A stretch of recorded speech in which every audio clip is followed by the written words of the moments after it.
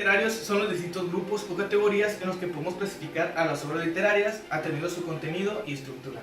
Y desde el punto de vista del autor, los géneros literarios son modelos de estructuración formal y temática que le permiten establecer un esquema previo a la creación de su obra.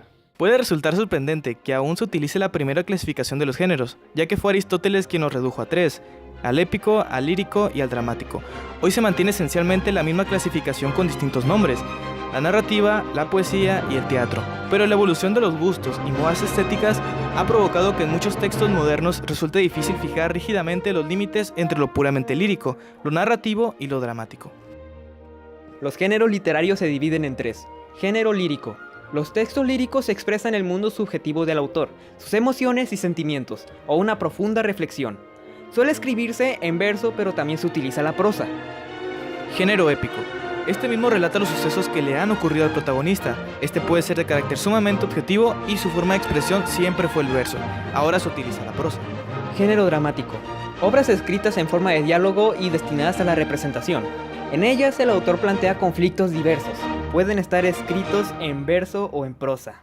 Poética, según Planedo Aristóteles, es una de sus obras aristotélicas tradicionalmente conocidas como esotéricas o cromáticas. Esto implica que no habría sido publicada, sino que constituía a un conjunto de cuadernos o notas destinados a la enseñanza. Esto quiere decir, digamos que hablamos de la escuela. Podría servir como guía o apunte para el maestro. Estaban destinadas a ser oídos y no a ser leídos. Básicamente la obra consta de un trabajo de definición y caracterización de la tragedia y otras artes imitativas. Junto a estas consideraciones aparecen otras menos desarrolladas acerca de la historia y su comparación con la poesía, que viene siendo el arte en general. Consideraciones lingüísticas y otras sobre la mímesis. Para los que no saben, la mímesis, supongamos un ejemplo, podría ser la poesía. Solamente que la poesía habla de expresar el arte a través de las palabras. En este caso la mímesis trata de expresar la belleza, pero a través de los gestos y los movimientos físicos. Para Aristóteles, el arte era aquella producción humana realizada de manera consciente, por lo que se podría tomar a las bellas artes como artes de la misma manera. Pero en sí, Aristóteles se quiere referir a la habilidad más que la mera producción, lo que para el filósofo estaguista es arte. Puesto que para él era más importante el proceso de producción que el producto terminado, ya que el arte es dinámico. Elementos de los géneros literarios para el análisis narrativo.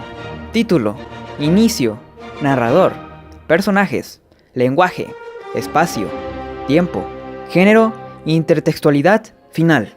Autor, escritura, historia, idioma, edición, difusión, crítica, análisis, ideología y lector. Acciones en el análisis de una obra literaria. Estas se clasifican en principales y secundarias. Las acciones principales son aquellas que influyen directamente en el transcurso de los acontecimientos de un relato u una historia y que de alguna manera captan la esencia, ese jugo de la historia. Es decir, sin ellas el relato perdería el sentido. Imaginemos que el protagonista de una novela se suicida mediante una sobredosis de analgésicos. Por ejemplo, este acontecimiento va a influir claramente en lo que va a pasar después de la historia. Rápido.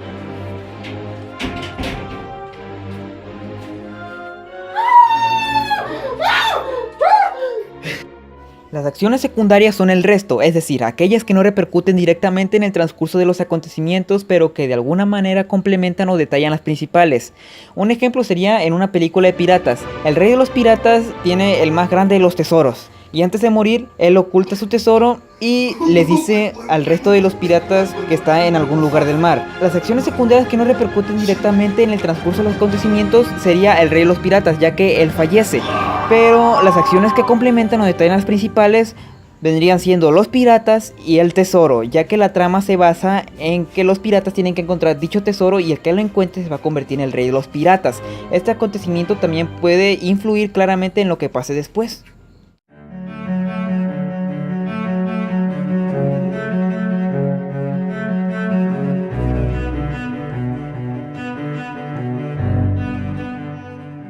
I need another story, something to get off my chest.